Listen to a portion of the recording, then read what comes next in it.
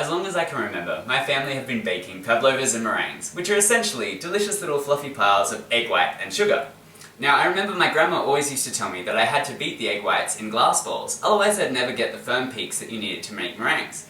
So today on VictorBakesScience, we're going to be testing out this and other egg white theories by making a couple of batches of mini meringues.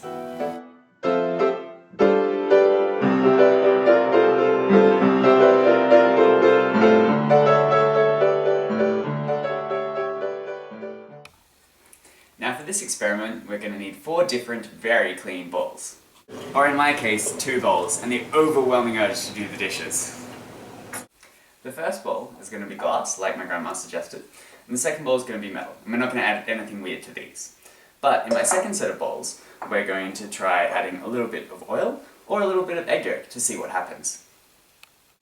In all of these experiments, we're going to be having the beater on the same setting, and we're going to time how long it takes 2 egg whites to reach soft peaks. So, let's get to it. In 3, 2, 1, go! But while my YouTube minion continues the experiments, let's take a look at what happens when you beat egg whites. 90% of egg white is water, and the remaining 10% is pretty much just protein. Now these proteins are made up of little bits called amino acids, and these bits can either be hydrophilic, meaning that they love water, or they can be hydrophobic, meaning that they hate water.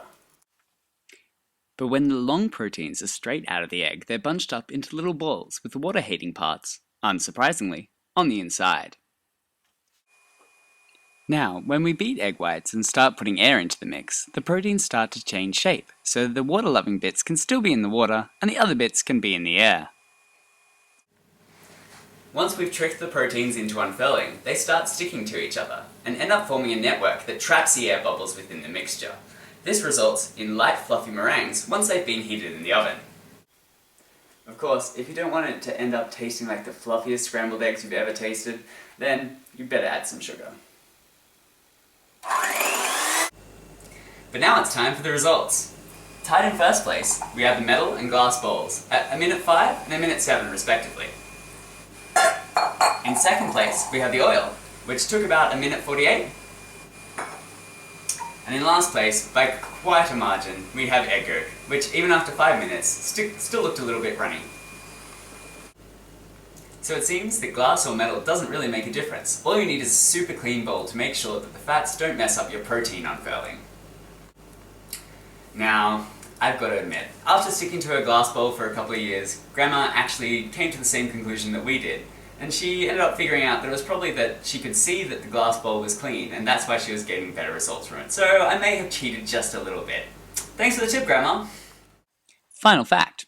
Egg white isn't just tasty, it's also used in the production of many flu vaccines. Don't forget to subscribe so you won't miss a single episode of Victor Bakes Science. And be sure to hit me up in the comments if you have any suggestions for future topics you'd like to see. See you guys!